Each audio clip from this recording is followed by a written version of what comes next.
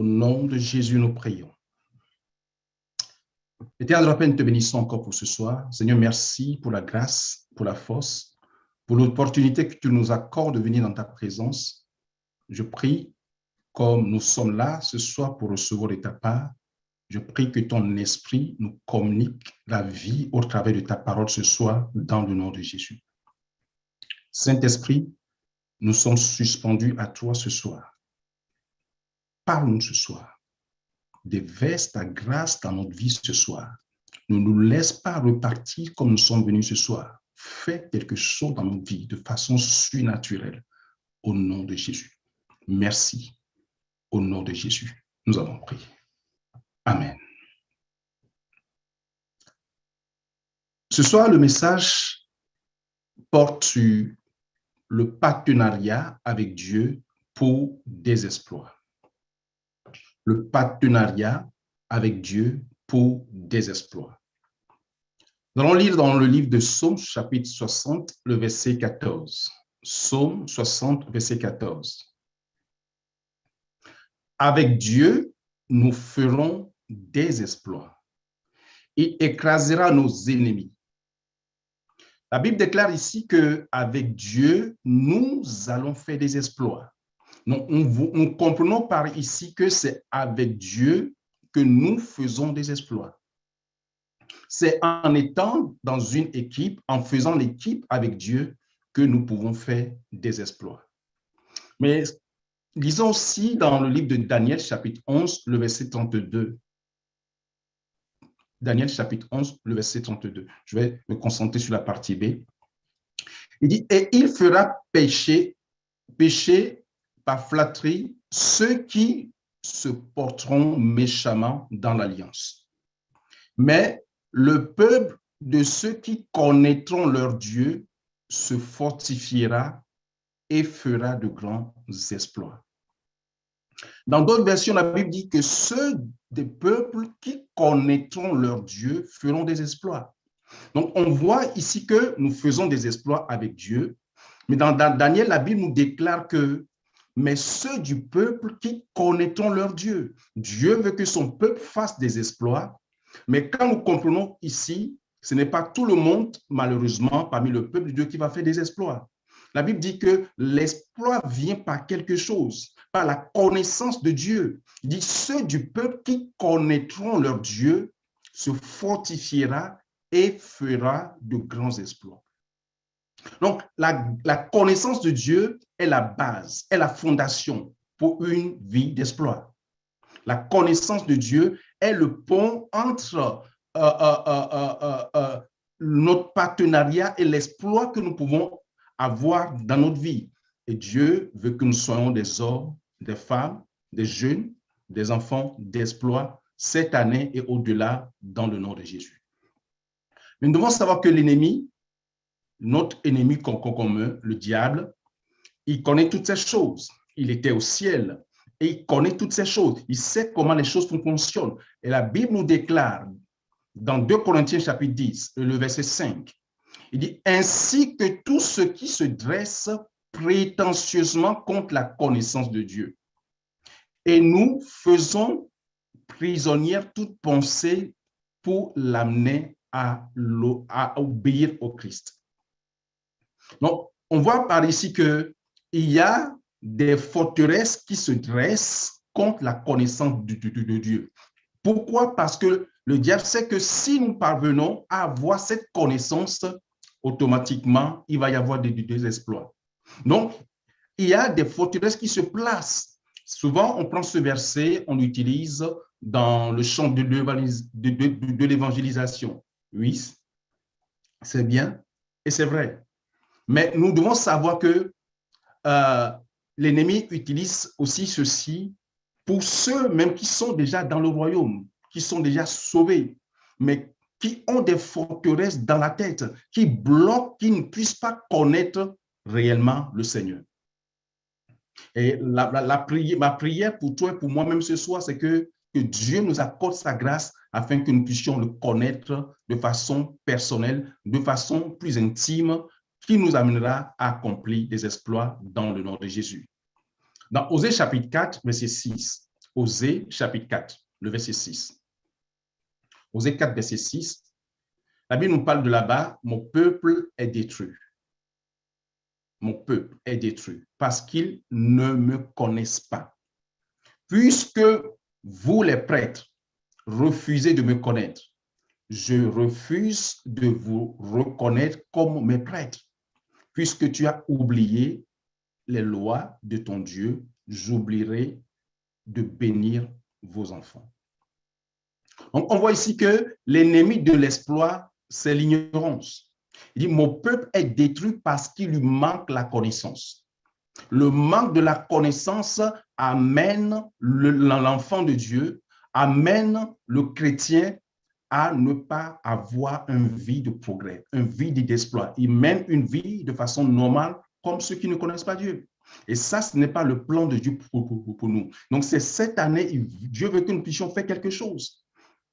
Je reprends le verset, dit, mon peuple est détruit parce qu'ils ne me connaissent pas. Pourquoi?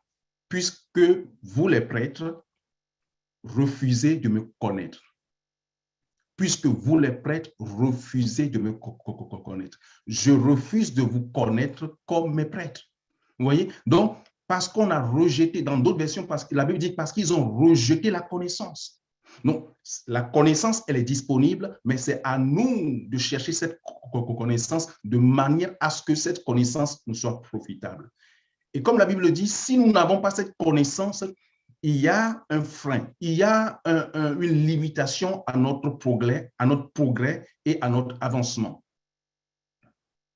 C'est pour ça que Dieu veut nous aider par ce message afin que nous puissions chercher réellement le Dieu qui veut que nous puissions faire de progrès avec lui. N'oublions pas d'où nous sommes partis. Avec Dieu, nous ferons des exploits. Donc, c'est un partenariat. C'est un partenariat entre Dieu et nous qui nous amène à accomplir des exploits.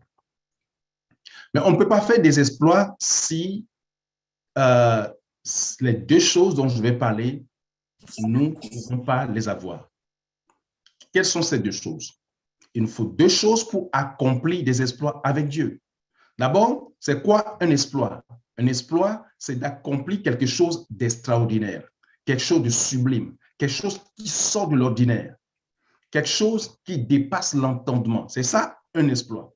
Mais on ne peut pas faire l'exploit avec Dieu si, premièrement, nous ne connaissons pas Dieu. Si nous ne connaissons pas Dieu, nous ne pouvons pas faire d'exploit avec Dieu. Donc, la première chose qu'il nous faut, c'est de connaître Dieu. C'est de connaître qui est ce Dieu. C'est de connaître la dimension de Dieu dans laquelle Dieu veut que nous puissions faire des exploits. Moïse, Dieu l'a appelé. Et quand Dieu l'a appelé, Dieu lui a confié une mission. Mais Moïse ne s'est pas jeté dans la mission comme ça. Il a cherché à connaître ce Dieu profondément. Il demandait à Dieu, si je vais vers Pharaon, qui dois-je annoncer à Pharaon? Que dois-je dire à Pharaon? Qui dois-je annoncer à Pharaon qu'il m'a envoyé? Il lui dit, je suis m'a envoyé. La dimension que Dieu a montré à Moïse n'est pas la même dimension que Dieu a montré à Abraham. Abraham, c'est El Shaddai. Dieu lui a montré qu'il est El Shaddai. Dieu lui a encore montré qu'il est le Dieu qui pourvoit. Donc, il nous faut avoir une dimension de Dieu qui va nous amener à accomplir l'objectif, le pourquoi Dieu nous a créés. Maintenant, comment connaît-on Dieu? On connaît Dieu à travers sa parole. On connaît Dieu à travers ce que dit la parole de Dieu. Mais cette connaissance, c'est une connaissance générale. Cette connaissance est une connaissance accessible à tout le monde. Mais la connaissance dont nous avons besoin pour faire des exploits, c'est ce que la Bible appelle une révélation. C'est une connaissance approfondie. C'est une connaissance qui conduit à l'exploit ou à faire des exploits. Et la Bible nous le dit dans Éphésiens chapitre 1, verset 17. Éphésiens chapitre 1, le verset 17. Éphésiens chapitre 1, verset 17. Il dit, car je prie toujours le Dieu de notre Seigneur Jésus-Christ, le Père de gloire, afin qu'il vous accorde un esprit de sagesse et de révélation. Dans la connaissance, dans sa connaissance. Qu'il vous accorde un esprit de sagesse et de révélation dans sa connaissance. Frères et sœurs, nous connaissons Dieu que par révélation. Nous connaissons Dieu que par ce qu'il nous a dit. Si nous rappelons même de ceux qui étaient avec Jésus, quand Jésus leur a posé la question, dans Matthieu chapitre 16, qui dites-vous que je suis? Jésus était surpris de leur réponse. Il n'y avait que Pierre qui a répondu, tu es le Fils du Dieu vivant. Qu'est-ce que Jésus lui a dit? Il dit, ce ne sont pas le sang et la chair qui t'ont révélé cela, mais mon Père qui est dans les cieux. Nous ne connaîtrons pas le Dieu de façon profonde si ce n'est pas Dieu lui-même. À Moïse, c'est Dieu lui-même qui lui a dit. Donc, c'est pour ça, c'est une prière que nous devons faire. C'est une prière que nous devons demander, Seigneur, que ça, Éphésiens chapitre 1, verset 17, ça, c'est des prières stratégiques que Paul a faites. Paul a fait certaines prières stratégiques dans le Nouveau Testament, dont c'est celle-ci. Mon frère, je te mets au défi, si tu ne commences pas de façon assidue à prier avec Éphésiens chapitre 1, 17 au verset 18, tu vas voir ô combien Dieu va te bénir. Tu vas voir ô combien Dieu va se révéler à toi. Tu vas voir ô combien le Saint-Esprit va te révéler qui est réellement Jésus. Et c'est en ce moment-là que tu vas voir que tu connaîtras qui est Jésus et tu pourrais savoir aussi comment marcher avec lui. Donc, la première chose, on a dit connaître Dieu. La deuxième chose maintenant, c'est connaître pourquoi tu es sur terre. Connaître pourquoi tu es sur terre. Connaître Dieu, c'est bien, mais nous ne pouvons pas accomplir un projet que nous ne connaissons pas. Et pour accomplir ce projet, il faut que Dieu puisse nous montrer pourquoi nous sommes sur terre. Et je vais vous dire que il n'y a rien que Dieu a créé sans but. Même l'herbe que nous voyons, l'herbe a été créée pour un but. Aucun homme sur cette terre n'a été créé sans but. Et chacun a été créé pour être une solution dans un domaine ou dans un autre. Donc, tous ceux qui sont sur cette surface terre, Dieu les a créés tous pour un but.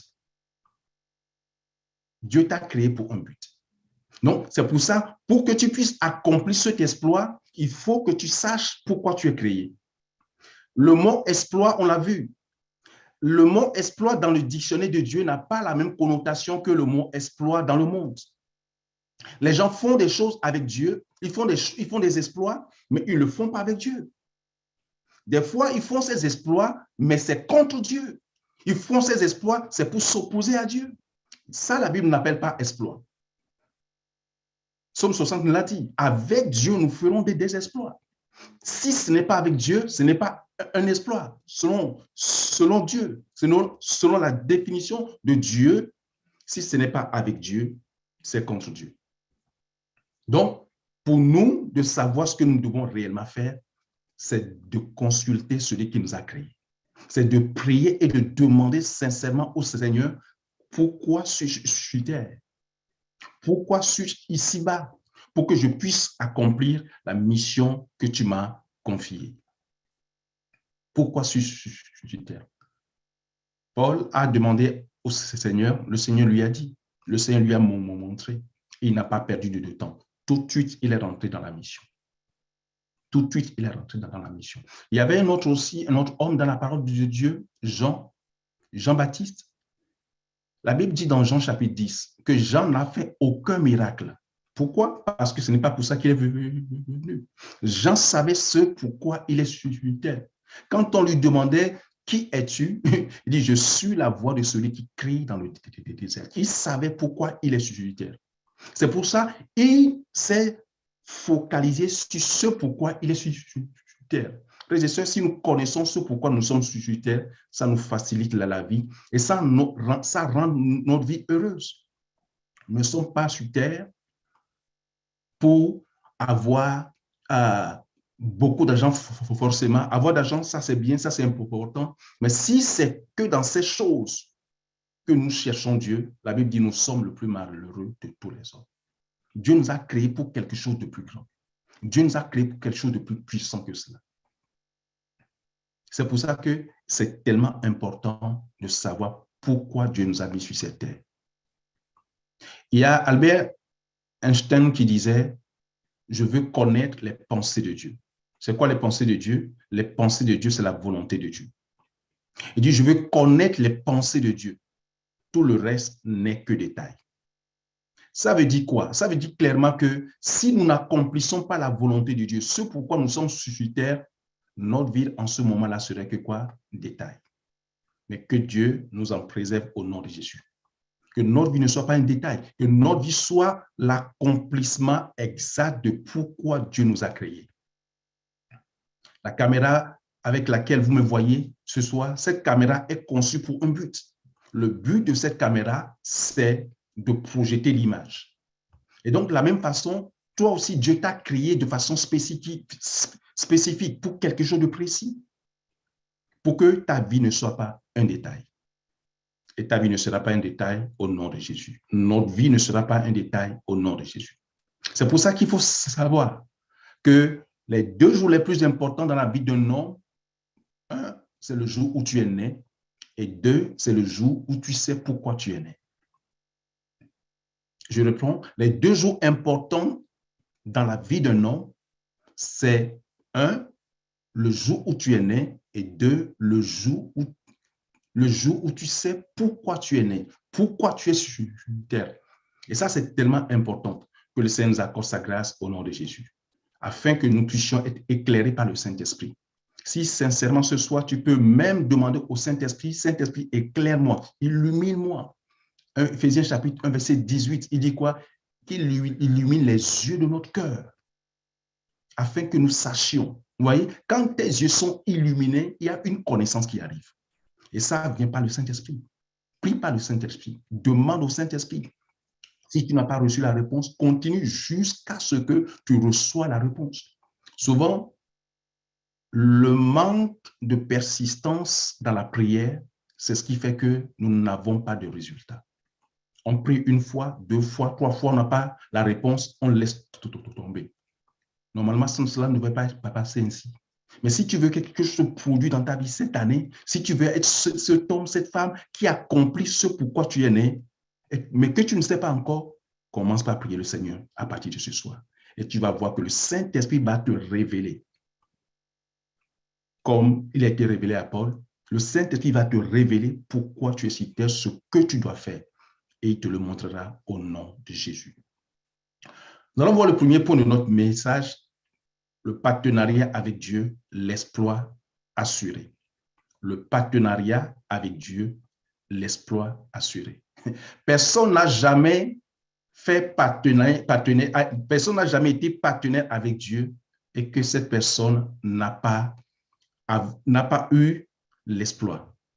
Impossible. Si c'est avec Dieu que nous faisons un partenariat, sûrement il va y avoir un exploit assuré. Il va y avoir un exploit assuré. Donc, c'est pour ça que fais avec Dieu ce partenariat et tu vas voir que ta vie va changer totalement dans le nom de Jésus. Mais c'est quoi un partenariat? Selon le dictionnaire, un partenariat est une association active, pas passive, active, de différents intervenants qui acceptent de mettre en commun leurs efforts en vue de réaliser un objectif commun. En vue de réaliser un objectif commun. Vous voyez? C'est pour ça que je disais que l'exploit dans le monde, ce n'est pas la même signification que l'exploit dans le royaume de Dieu, dans le dictionnaire de Dieu. Donc, le partenariat avec Dieu, c'est pour avoir un objectif, c'est pour réaliser un objectif commun. On fait un partenariat avec Dieu pour que le nom de Dieu soit glorifié. Dieu se sert de nous, mais en même temps, nous avons aussi la bénédiction qui suit cela. Nous avons aussi la grandeur qui suit cela, parce que personne n'a jamais fait partenariat avec Dieu et est resté plus petit. Personne. Parce que c'est un grand Dieu. C'est un Dieu puissant. C'est un Dieu qui est fort. Pourquoi Dieu cherche le partenariat? C'est ça la question que nous devons nous poser. Pourquoi? Dieu veut que nous soyons des partenaires. Pourquoi? Parce que nous sommes créés, conçus, nous sommes designés pour collaborer avec Dieu. L'homme est conçu, l'homme est créé, l'homme est designé pour avoir un partenariat avec Dieu. C'est ça le but de Dieu, c'est ça le plan de Dieu. L'homme est sur terre pour accomplir le but de Dieu. Lisons ça dans Psaume 115, versets 15 et 16. Psaume 115, versets 15 et 16. Psaume 115, verset 15 et le verset 16.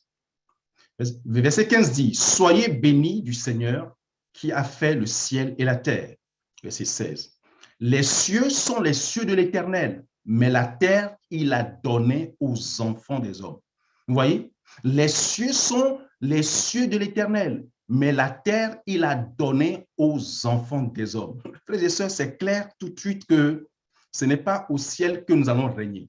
Au ciel, nous allons adorer Dieu. Comme les 24 vieillards, nous allons faire que adorer Dieu. Là où nous devons régner, c'est sur la terre. Là où nous devons dominer, c'est sur la terre. Il dit, mais la terre, il l'a donnée aux enfants des hommes. Il nous l'a donnée. Pourquoi? Pour que nous puissions régner. Pour que nous puissions régner. Genèse chapitre 1, verset 28. La Bible déclare, Dieu les bénit et leur dit, reproduisez-vous, devenez nombreux, remplissez la terre et soumettez-la. Dominez sur les poissons de la mer, sur les oiseaux du ciel et sur tout animal qui se déplace sur la terre. Vous voyez? Donc, nous devons soumettre la terre, nous devons dominer sur la terre. C'est ça le plan de Dieu, c'est à la création. C'est ce que Dieu a dit, Genèse chapitre 1, verset 8. Donc, Dieu a programmé l'homme pour que nous puissions soumettre la terre, pour que nous puissions dominer sur la terre, pour que nous puissions collaborer avec lui. Et nous allons voir pourquoi Dieu a fait toutes ces choses. John Wesley a dit un jour que sans l'homme, Dieu ne fera pas, et sans Dieu, l'homme ne pourra pas. Sans l'homme, Dieu ne fera pas, et sans Dieu, l'homme ne pourra pas. Donc, nous voyons l'interconnexion qu'il y a entre l'homme et Dieu. Entre l'homme et Dieu. Entre l'enfant de Dieu et son créateur. Ce que nous devons savoir que l'homme est un être spirituel. L'homme est spirituel. L'être humain que nous sommes spirituels. 1 Thessaloniciens chapitre 5 le dit clairement que nous sommes composés du corps, de l'âme et de l'esprit. Il dit que le Dieu de paix vous sanctifie tout entier. Il sanctifie votre corps, votre âme et votre esprit. Et quand nous sommes nés de nouveau, Romains chapitre 8, qu'est-ce que la Bible déclare? Que l'Esprit de Dieu rend témoignage à notre esprit. Vous voyez? Dieu communique avec notre esprit. L'homme est un être spirituel. Mais l'homme est le seul être, est le seul esprit qui est légal sur la terre. Qu'est-ce que ça veut dire? Parce que l'homme,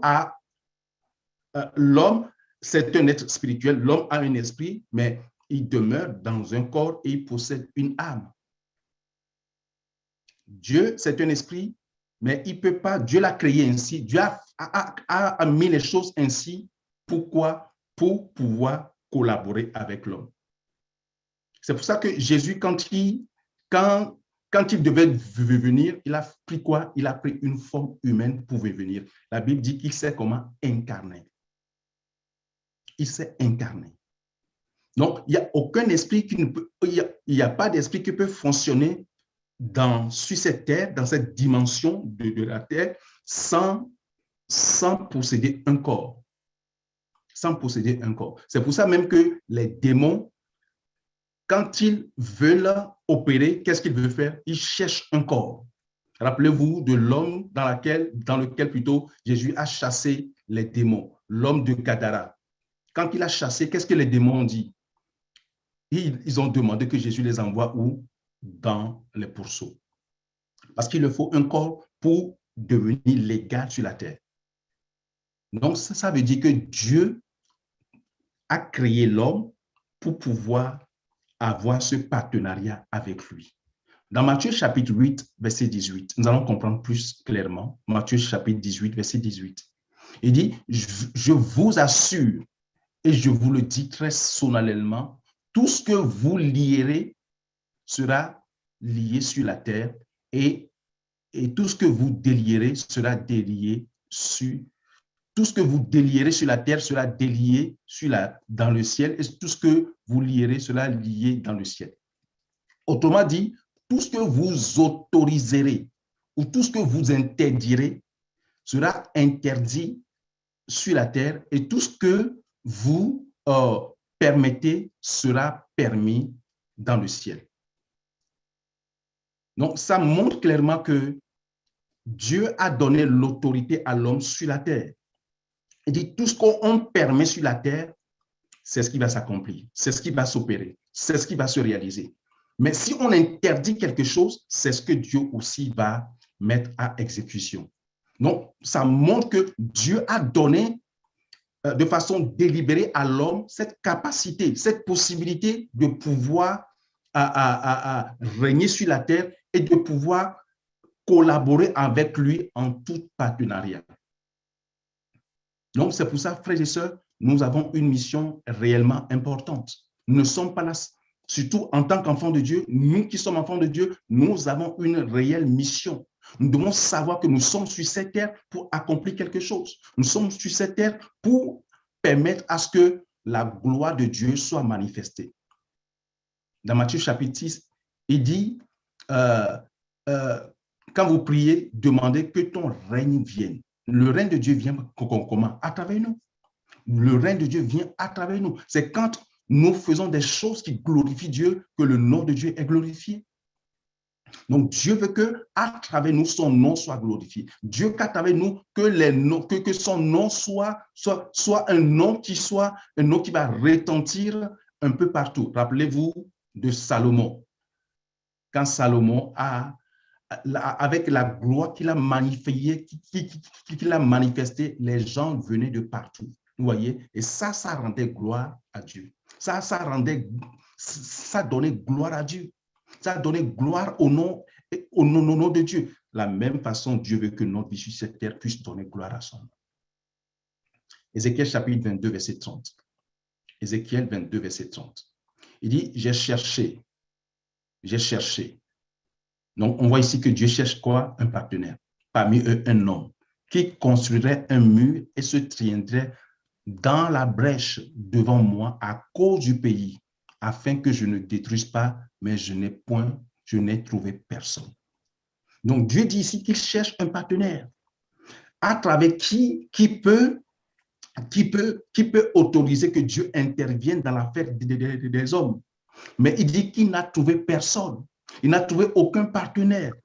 Et ce soir aussi, Dieu cherche encore des partenaires. Dieu cherche des partenaires. Et ce soir, qu'il nous accorde la grâce que nous puissions être ces partenaires qui travaillent avec lui, qui sont en collaboration avec lui, qui travaillent de façon active avec lui. On a vu le partenariat, c'est de façon active pour un objectif commun. Donc, Dieu veut que nous puissions être de ces partenaires qui ne vont plus quitter leur poste, mais qui sont là pour que le plan et le programme de Dieu soient exécutés sur la terre au nom de Jésus. En Ukraine, il y avait un homme de Dieu qui un soir regardait la télé. C'était tard dans la nuit. Quand il zappait d'une chaîne à une autre, il voit sur une chaîne, c'est que des images sales, des images impures. D'autres, c'est des gens qui font la magie. Il était tellement outré par ces choses.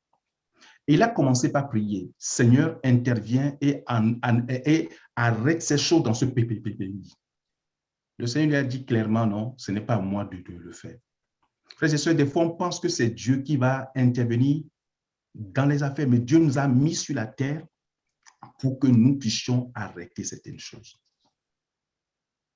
Dieu nous a mis sur la terre pour que nous puissions arrêter, que le diable n'avance pas. Donc, on voit que si le diable prend de la proportion, c'est parce que nous, en tant que chrétiens, nous, en tant qu'enfants de Dieu, nous ne faisons pas notre travail.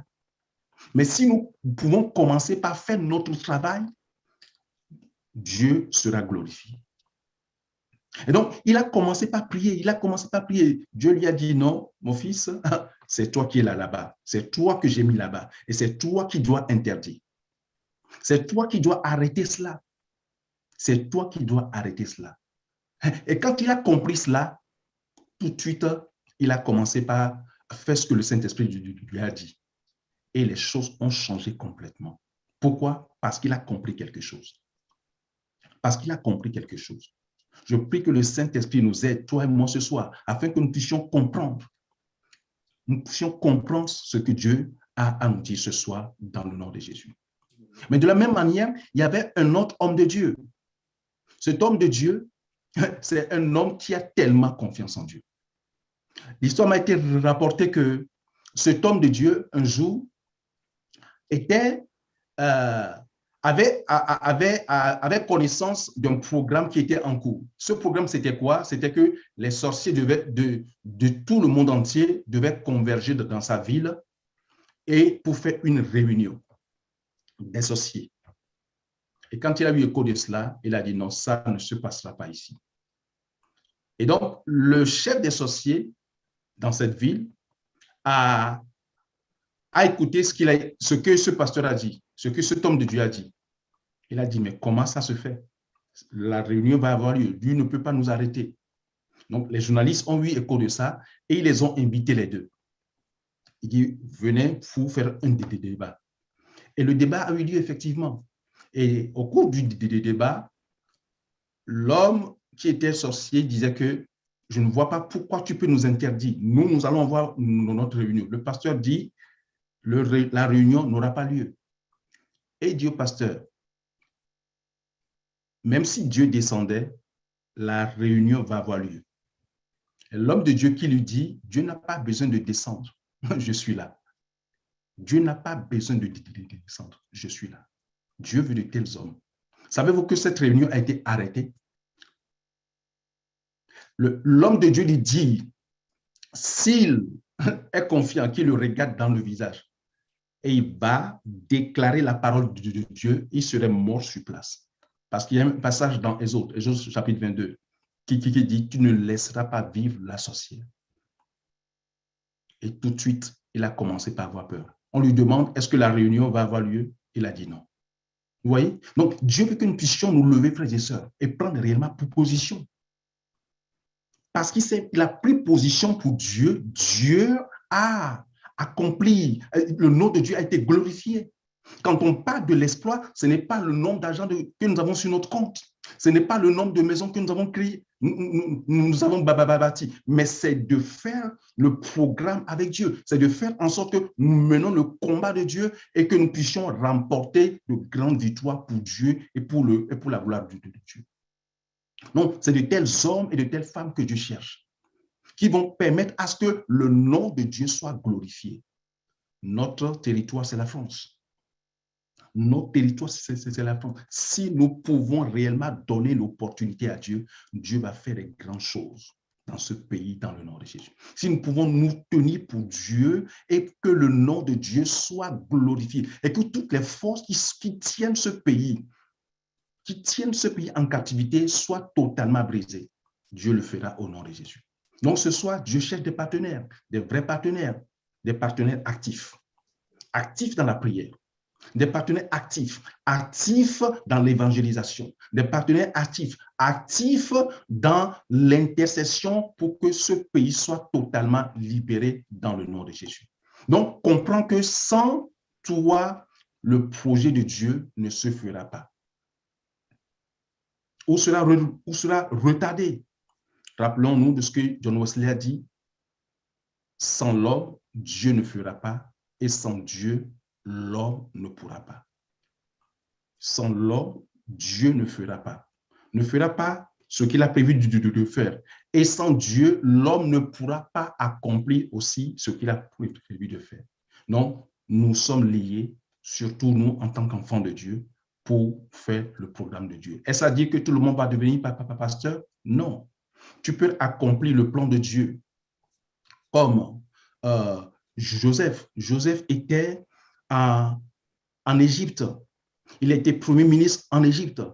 Et Joseph a accompli le plan de Dieu comment? En faisant en sorte que le peuple de Dieu ne meure pas de la famine. Il a accompli le plan de Dieu. La reine Esther, comment a-t-elle accompli le plan de Dieu? Elle était reine. Elle était reine. À travers cette position qu'elle avait eue, elle a empêché que le peuple de Dieu soit exterminé. Donc, tu n'as pas besoin forcément d'être pasteur, mais de savoir ce que Dieu veut que tu fasses réellement. Et sache que Dieu veut que tu fasses quelque chose. Ne dis pas, ah, moi, je suis petit. Moi, je ne suis pas fort. Moi, je ne suis pas capable. Tu es capable. Dieu a mis en toi la capacité. Dieu a mis en nous la capacité. Dieu a mis en nous la force. Suppose-toi que tu es 0. Jésus est 1. Tu te mets derrière Jésus, vous faites 10. Notre frère nous a dit tout à l'heure que Jésus, plus toi, plus une personne, nous sommes déjà dans la majorité. Dieu plus toi, vous êtes déjà dans la majorité. Non, dis-toi que Jésus est avec toi. N'est-ce pas ce qu'il a dit? Je suis avec vous tous les jours. Comment? Jusqu'à la fin du monde. Donc, il est avec nous. C'est l'heure pour nous, frères et sœurs, de nous lever et de combattre le combat de Dieu. Comme David. David a toujours combattu le combat de Dieu. Nous allons aussi combattre le combat de Dieu dans le nom de Jésus. Et Dieu nous donnera la victoire. La victoire sera pour lui. Et Dieu va aussi glorifier son nom à travers nous dans le nom de Jésus. Deuxième point avant de prier, les clés pour un partenariat menant à l'exploit avec Dieu. Les clés pour un partenariat menant à l'exploit avec Dieu. Oui, nous voulons faire des exploits, mais comment pouvons-nous arriver à faire ces exploits? La Bible affirme que quand nous nous appuyons sur Dieu, nous sommes capables d'accomplir de grandes choses. Nous sommes capables d'accomplir des choses extraordinaires. Donc, c'est pour ça que tu n'as pas besoin de te limiter. Simplement, appuie-toi sur Dieu et tu verras que la force dont tu as besoin te sera communiquée au nom de Jésus. La première clé que nous devons avoir, c'est être connu de Dieu comme son enfant. Être connu de Dieu comme son serviteur. Être connu de Dieu comme sa servante. C'est vrai, souvent nous disons que oui, je connais Dieu. Mais est-ce que Dieu te connaît? Est-ce que Dieu te connaît? Est-ce que Dieu te connaît? Donc, il ne suffit pas de connaître Dieu, mais il faut que Dieu aussi te connaisse. C'est qui tu es réellement. Il faut que Dieu sait qui tu es, qui tu représentes pour lui. La Bible nous dit dans 2 Timothée, chapitre 2, verset 19, le Seigneur connaît ceux qui lui appartiennent et quiconque prononce le nom du Seigneur qui s'éloigne de l'iniquité. Vous voyez, le Seigneur connaît ceux qui lui appartiennent. Et la caractéristique de ceux-là qui lui appartiennent, c'est qui? C'est ceux qui ne vivent plus dans le péché. C'est ceux qui ne vivent plus dans le péché. La version que tu es actuellement, Dieu ne peut pas utiliser cette version si tu continues dans le péché. Si tu continues dans l'immoralité, Dieu ne peut pas utiliser cette version de toi que tu es actuellement. C'est pour ça il faut que tu puisses venir sincèrement au Seigneur. Savez-vous que Dieu n'a pas utilisé la version de Abraham pour accomplir ce qu'il a voulu accomplir? Il faut que Abraham devienne quoi? Abraham, pour avoir son Isaac. Dieu n'a pas utilisé la version de Jacob pour qu'il soit la bénédiction pour toute une nation. Dieu a changé, a transformé Jacob en Israël pour qu'il devienne une bénédiction nationale. Donc, ce matin, ce soir plutôt, la première des choses à chercher, c'est de chercher à être connu de Dieu. Autrement dit, c'est de chercher à devenir un véritable enfant de Dieu, qui ne vit plus dans le péché, qui ne marche plus dans les choses anciennes. Jérémie chapitre 1, le verset 5. Jérémie chapitre 1, le verset 5. Avant que je t'eusse formé dans le ventre de ta mère, je te connaissais. Vous voyez? Je te connaissais. Je te connaissais. Il faut que tu sois connu de Dieu. Deuxième chose, il dit, verset 7. Verset 7. Et l'Éternel me dit, ne dis pas, je suis un enfant. Ceux qui veulent faire des exploits, ils ont une manière de parler. Ils ont une manière d'agir. Ils ont une manière d'accomplir les choses de Dieu. Et Dieu dit ici à Jérémie, et l'Éternel me dit, ne dis pas, je suis un enfant. Ne dis pas, je suis un enfant. Ne dis pas, je suis faible. Qu'est-ce que Dieu veut lui faire comprendre ici? Dieu veut qu'il croie en lui, Dieu, mais Dieu veut qu'il croie aussi en lui. Donc, Dieu veut que tu crois en toi, que tu saches que tu es enfant de Dieu, que tu saches que Dieu a mis quelque chose en toi. En fait, Dieu même a ordonné, Psaume 66, verset 29, la Bible déclare que Dieu ordonne que tu sois puissant. Donc, la volonté de Dieu, c'est que tu sois puissant, c'est que tu sois fort, c'est que tu puisses accomplir des grandes choses pour Dieu, c'est que tu puisses accomplir des choses extraordinaires. Dieu a déjà ordonné. Le sais-tu? Donc, c'est pour ça que tu ne dois plus déclarer ce qui est dans ce que tu ressens en toi. Rappelons-nous de Gédéon, quand Dieu l'appelait, Juge chapitre 6. Il racontait, il présentait son CV de comment il est. De quelle famille est-il sorti. Mais quand il a changé de logiciel, quand il a changé de version, vous voyez, c'est pour ça que c'était tellement important. Ne reste pas dans la version dans laquelle tu es aujourd'hui. Mais quand tu changes de version, ton histoire aussi change. Ta dimension change. Ta réalité change. Dieu veut que, à partir de ce soir, que toi et moi, nous puissions changer de logiciel. Nous puissions changer de version. Et ainsi, nous pourrons accomplir des grandes choses pour Dieu. Quand on voit comment il a commencé, il n'est pas resté comme ça, Gédéon. Il a accompli des grandes choses pour le Seigneur. Nous allons accomplir des grandes choses pour le Seigneur au nom de Jésus. Amen. Troisièmement, ne crains pas. Verset 8 de Jérémie chapitre 1. Ne crains pas. Ne crains point, car je suis avec toi pour te délivrer, dit l'Éternel. Ne crains point, car je suis avec toi.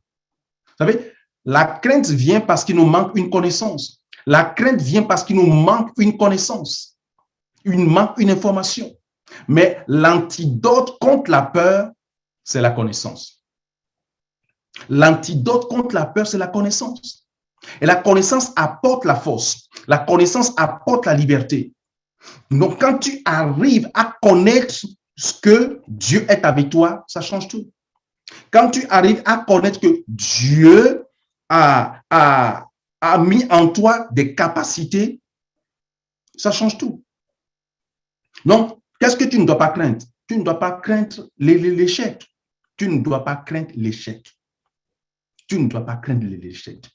Même si tu échoues une fois, deux fois, continue encore. Continue toujours. Continue toujours. Vous savez, avant que Élie ne prie pour que la pluie tombe, une fois, il a prié, rien ne s'est passé. Il ne s'est pas découragé. Il a prié jusqu'à 7 fois. Et la Bible déclare qu'une grande pluie était tombée.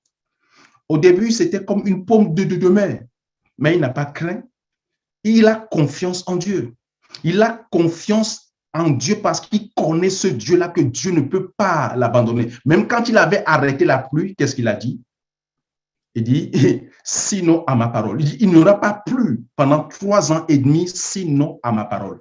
Quelle confiance. D'où vient cette confiance? De la connaissance qu'il a de son Dieu. De la connaissance que ce qu'il dit est soutenu par un Dieu puissant. Que ce qu'il déclare, c'est parce qu'il a reçu l'information de la part de Dieu. Il a reçu une mission de la part de Dieu. Il a reçu une recommandation de la part de Dieu. Et c'est pour ça qu'il n'a pas peur. Ne crains pas, mon frère, ma soeur. Ne crains pas, mais aie confiance. Ne crains pas de donner l'échec. L'échec, c'est ce qui peut te former. Vous savez, souvent, on parle de Michael Jordan comme le plus grand basketteur de tous les temps, comme celui qui a marqué beaucoup de paniers. Mais savez-vous qu'il y a un autre record dont on ne parle pas de lui? C'est le record de nombre de paniers qu'il a raté. Ça veut dire quoi? Ça veut dire que c'est en essayant que nous pouvons arriver. Mais parce que Dieu est avec nous, nous n'allons pas traîner, mais Dieu va nous amener dans le plan, dans le but pour pouvoir accomplir ce pourquoi il nous a amenés au nom de Jésus. Donc, ne dis pas je suis un enfant. Ne dis pas je suis ceci, mais crois en Dieu simplement et tu vas voir qu'il va accomplir quelque chose dans ta vie au nom de Jésus. Pourquoi nous ne devons pas craindre aussi? Parce que la connaissance amène quelque chose. Dans Daniel chapitre 11, verset 32, la Bible déclare que « Mais ceux du peuple qui connaîtront leur Dieu se fortifiera et fera de grandes choses. » Se fortifiera. Donc, il y a une force qui vient de la connaissance. Il y a une liberté que cette connaissance apporte. Que ce soit Dieu nous apporte cette liberté et cette force au nom de Jésus pour aller et faire davantage pour notre Dieu, notre Seigneur, dans le nom de Jésus. Quatrièmement, la touche divine. Verset 9, la touche divine. Puis l'Éternel étendit sa main et toucha ma bouche. L'Éternel me dit, voici, je mets mes paroles dans ta bouche. Je mets mes paroles dans ta bouche. Quelle parole? La parole d'autorité. La parole pour décréter. La parole pour fermer et ouvrir le ciel comme Élie l'a fait. Je mets ma parole dans ta bouche. Faire des exploits, c'est ce que Élie a fait. Vous savez, en quoi c'est un exploit? Parce que les gens qui sont dans l'autre côté sombre de la vie spirituelle, ils peuvent fermer, mais ils ne peuvent pas faire le contraire de ce qu'ils ont fait. C'est-à-dire fermer et ouvrir, ça, ils ne le feront pas. Ils peuvent faire un, mais ils ne peuvent pas faire l'inverse de ce qu'ils ont fait. Vous voyez? Mais Élie, qui a la puissance de Dieu, est capable de fermer et en même temps d'ouvrir. Pourquoi? Parce que Dieu est avec lui. Pourquoi? Parce que la parole de Dieu est avec lui. Pourquoi? Parce que la puissance de Dieu est avec lui. Donc, si la puissance de Dieu est avec nous, nous pouvons faire des choses étonnantes, des choses qui dépassent l'entendement. Cinquième, nous devons être établis par Dieu. Être établis par Dieu. Rappelons-nous que notre exploit, ce n'est pas un exploit pour nous donner un nom à nous-mêmes. Notre exploit, c'est pour donner gloire au nom de Dieu. Notre exploit, c'est pour rendre gloire au nom de Dieu. Donc, il faut que Dieu puisse nous établir. Dans verset 10, il dit, Jérémie chapitre 1, verset 10, « Regarde, je t'établis aujourd'hui. » Quand? Aujourd'hui. Ce jour, le 4 février 2022, Dieu t'établit. Pour faire quoi? Il dit, « Je t'établis sur les nations et sur les royaumes pour que tu arraches et que tu abattes, pour que tu ruines et que tu détruises, pour que tu bâtisses et que tu plantes. » Pour que tu bâtisses. Dieu veut que nous puissions être des bâtisseurs. Ou en France. Que Dieu nous fasse des bâtisseurs au nom de Jésus. Que nous nous considérons comme des représentants de Dieu en France. Et que nous puissions bâtir l'Église. Pas que l'Église, mais bâtir d'autres, les domaines dans lesquels Dieu veut que nous puissions exceller, que nous puissions exceller dans ces domaines pour attirer et amener d'autres dans le royaume de Dieu. Dans ton domaine dans lequel tu es, si c'est ça, dans ce domaine que Dieu veut que tu puisses exceller, que Dieu veut que tu fasses des exploits pour que des hommes soient gagnés, fais tout possible pour réussir dans ce domaine et le nom de Dieu sera glorifié au nom de Jésus. Sixièmement plutôt, il faut être visionnaire. Quand nous voulons faire des exploits, nous devons être des visionnaires. Verset 10 et le verset 11. Verset 11, il dit, « La parole de l'Éternel me fut adressée en ces mots. Que vois-tu, Jérémie? » Dieu te pose la question ce soir. Mon fils, ma fille, que vois-tu? Comment te vois-tu toi-même ce soir?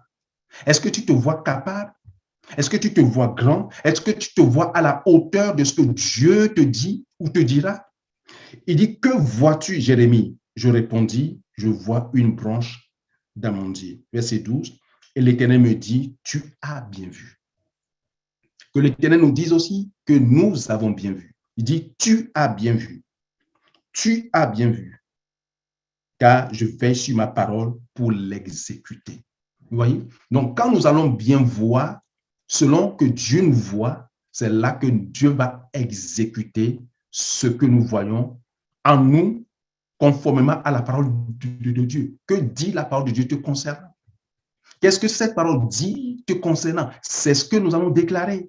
C'est comme ça que nous allons nous voir. Dieu voyait Gédéon, un vaillant guerrier, mais lui ne se voyait pas vaillant guerrier.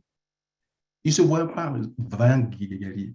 À moins que tu ne changes ta façon de te voir, ta façon de te considérer, rien ne changera dans ta vie. Tu ne peux pas faire des exploits. Gédéon a fait des exploits parce qu'il a changé la façon dont il se voyait, dont il se regardait.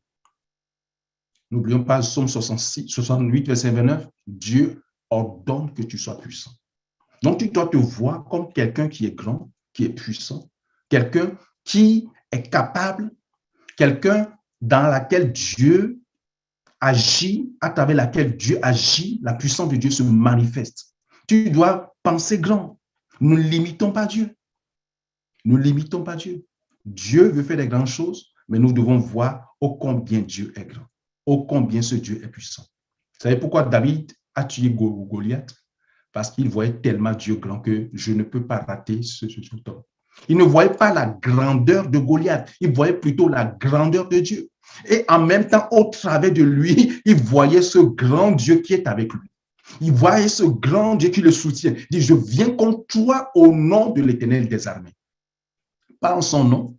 Donc, quand tu te vois grand, tu ne vas pas te voir grand à cause de ta capacité physique, à cause de ta capacité intellectuelle. Vois-toi grand parce que Dieu est avec toi. Vois-toi grand parce que Dieu va faire de grandes choses au travers de toi pour que son nom soit glorifié dans le nom de Jésus. Et septièmement, si je m'arrête au sixième, ce serait mal agir, ce serait mal fait. Parce que le plus grand partenaire que nous avons besoin, que tu as besoin, dont j'ai besoin, c'est celui-là qui est dans le septième point. Notre association avec le Saint-Esprit. Notre partenariat avec le Saint-Esprit.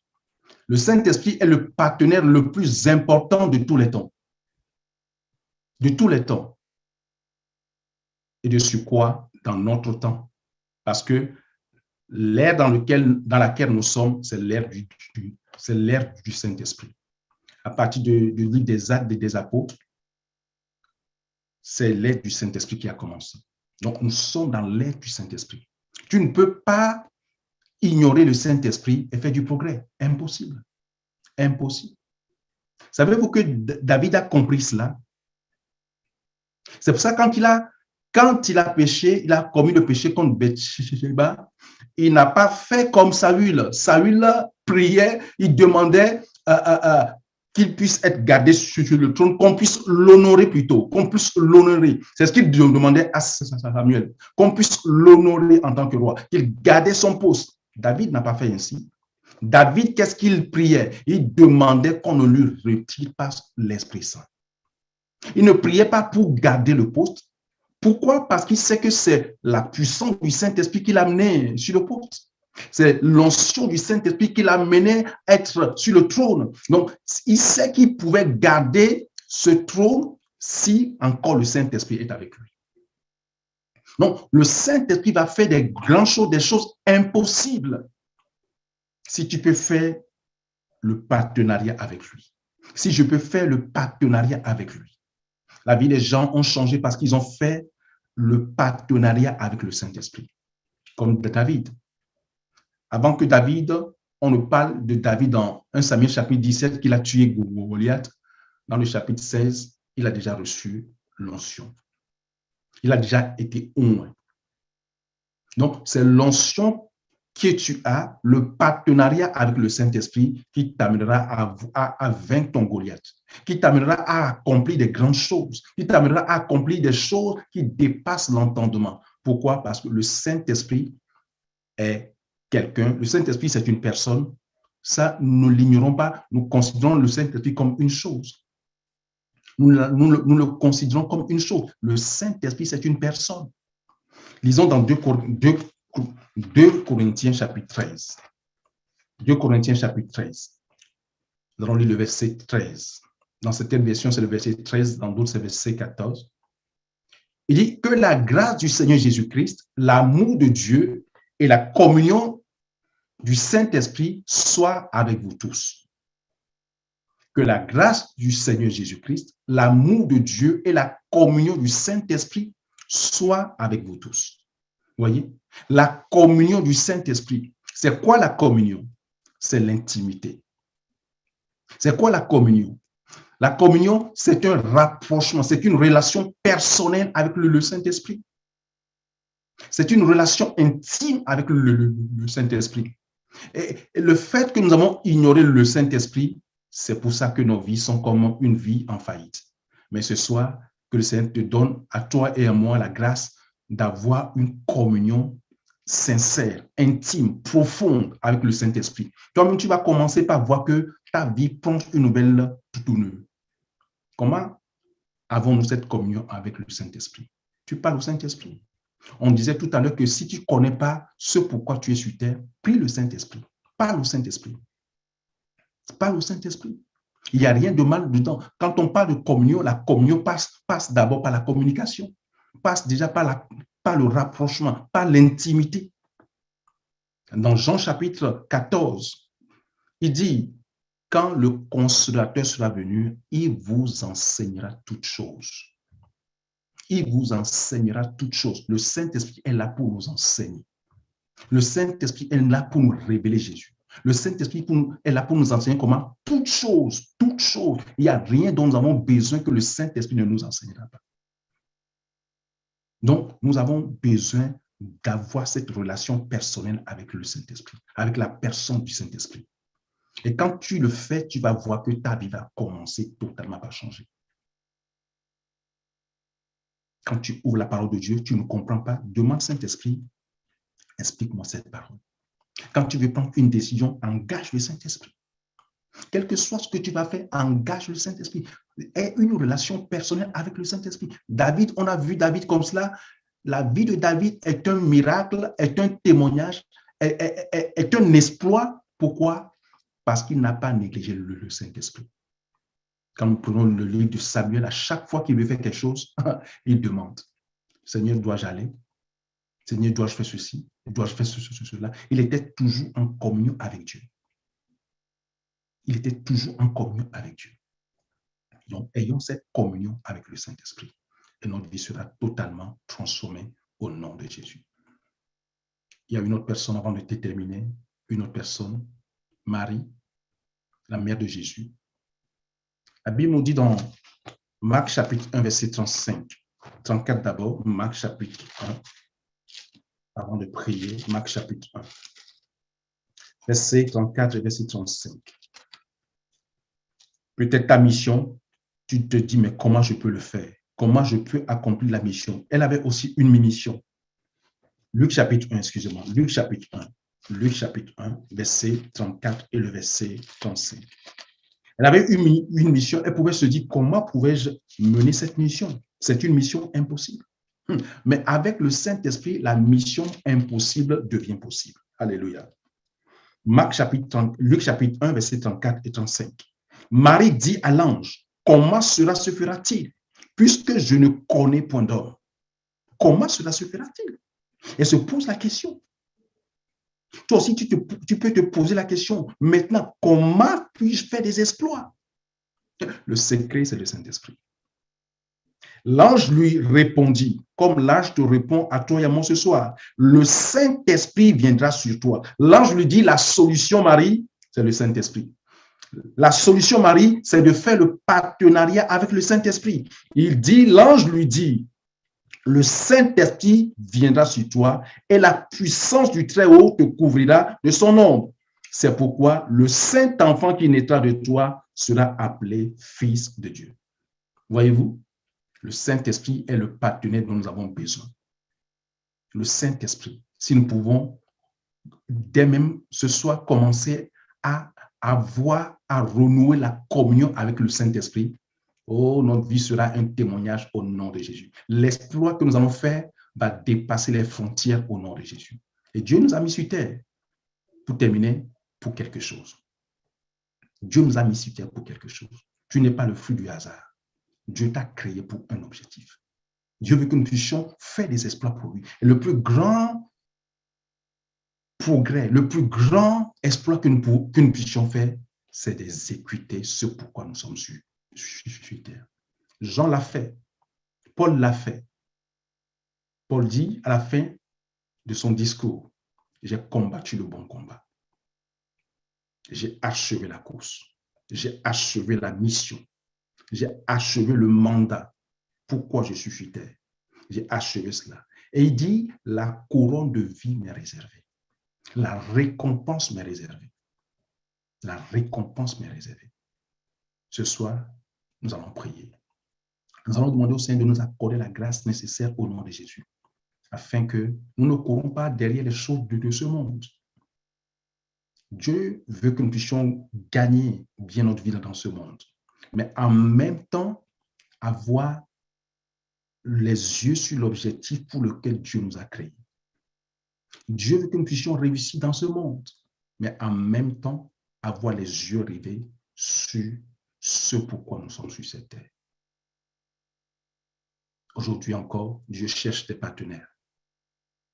Veux-tu être l'un de ces partenaires? Nous allons prier. Parle ce soir, Seigneur, demande au Seigneur de t'accorder la grâce nécessaire au nom de Jésus, afin que le Saint-Esprit même t'aide. À cause du temps, peut-être que je n'ai pas expliqué certaines choses clairement, mais ce soir, demande au Saint-Esprit, parle au Saint-Esprit, qu'il te révèle encore davantage et encore et encore.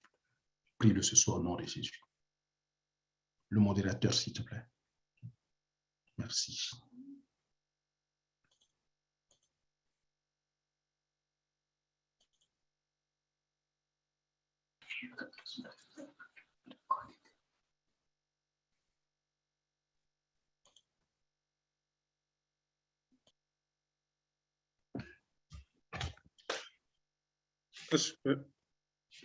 Nous allons prier. Let's commit ourselves to God. Nous allons nous remettre entre les mains de l'Éternel. To have a partnership with God, for us to do exploits. Let's pray and talk to the Lord. Que le Seigneur nous aide à être en partenariat avec lui afin de faire des exploits. All the things we have heard, let's pray and talk to the Lord. Tout ce que nous avons entendu, ramenons tout cela devant l'Éternel.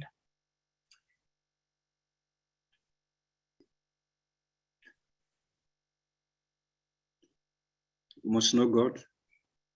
Connaissons Dieu. So a vision. Soyons visionnaires. Let's have a clean life. Ayons une vie purifiée.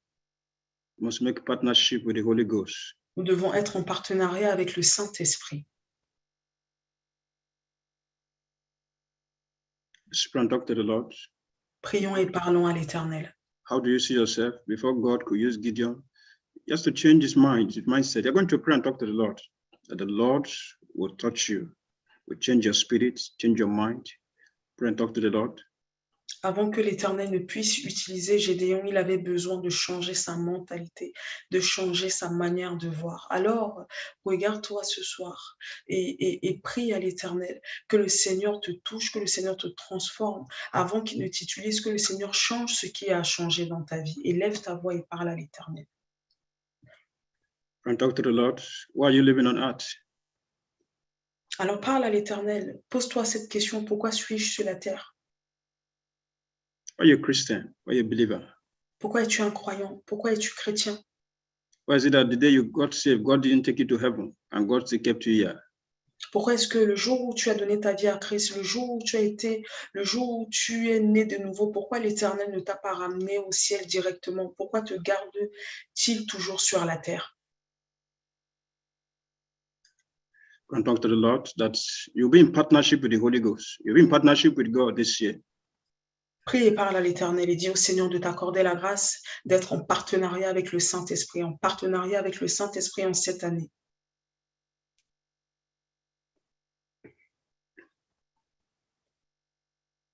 That you make the Holy Spirit your best friend. Tu feras du Saint-Esprit ton meilleur ami, Your best companion, your guide, the one that directs the affairs of your life.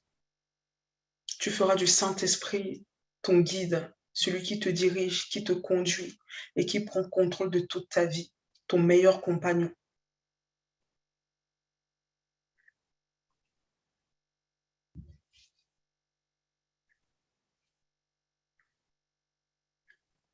In Jesus' name we pray. Au nom de Jésus, nous avons prié.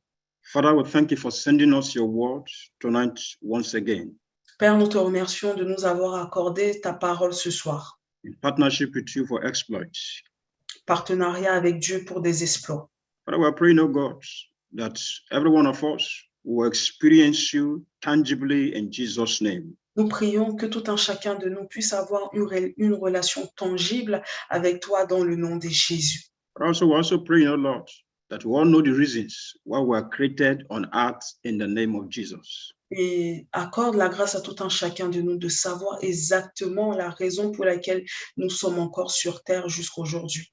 And not just to know, but to walk in the perfect direction with you in the name of Jesus. Et nous n'allons pas nous arrêter sur cette seule réponse qui est de savoir pourquoi nous sommes sur la terre, mais nous allons œuvrer dans la direction que tu nous montreras dans le nom de Jésus. Father, we pray, oh God, that your spirit will always walk with us in the name of Jesus. Père Céleste, nous demandons à ce que ton esprit continue à œuvrer avec nous dans le nom de Jésus. That you always change our mentality, oh God, that the mentality of a winner in the name of Jesus. Tu vas changer notre mentalité et que dorénavant nous puissions avoir la mentalité d'un vainqueur, d'un conquérant dans le nom de Jésus. Holy Spirit, we are praying, oh God, that you help us, oh God, that we will always walk in line with you. You always be our leader, our friend, our guide in all affairs of our lives in the name of Jesus. Saint-Esprit, sois notre compagnon, sois notre meilleur ami, guide-nous, conduis-nous, dirige-nous, sois avec nous dans toutes choses que nous faisons dans le nom de Jésus. And we know that with you, we are more than conquerors. We'll do exploits in Jesus' name. Et nous savons qu'avec toi, nous serons plus que vainqueurs et nous ferons des exploits dans le nom de Jésus. And we're going to excel in a different domains in which you have called us in the name of Jesus. Et nous allons exceller dans les domaines dans lesquels tu nous as appelés d'œuvrer pour toi dans le nom de Jésus. Father, we thank you for the minister you have used tonight. Father, we pray that more of your grace will rest upon him in Jesus' name. Père Céleste, nous te remercions pour ton serviteur que tu as utilisé ce soir. Nous demandons que tu déverses plus de ton onction, de ton esprit dans sa vie, dans le nom de Jésus. And for every one of us, we are praying all the things we have had. Father, we pray that may it rest abundant in our lives and become doers of your word in the name of Jesus.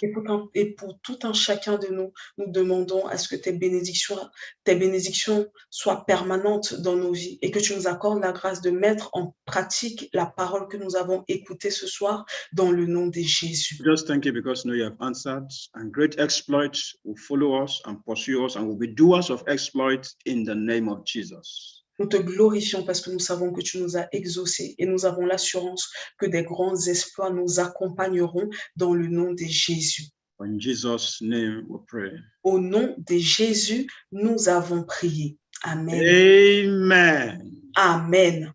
If you are blessed in your home where you are, shout hallelujah. Alors, si tu es béni ce soir, crie Alléluia dans ton domicile maintenant. Hallelujah. Amen. Alléluia. Amen. And the blessings of the Lord will go with every one of us and be doers of exploits in partnership with God, with Jesus, and with the Holy Ghost in the name of Jesus. Les bénédictions de l'Éternel seront permanentes dans nos vies et nous ferons des exploits dans le nom de Jésus. Comme nous sommes en partenariat avec la Trinité bénie, nous ferons sûrement des exploits dans le nom de Jésus. So we have come to the end of the meeting. God bless you and have a pleasant evening. Until next time again, we'll meet. God bless you. Et nous sommes arrivés à la fin de l'heure de réveil de ce soir. Je prie que le Seigneur vous bénisse jusqu'à ce que nous nous réunissons encore pour notre prochain programme.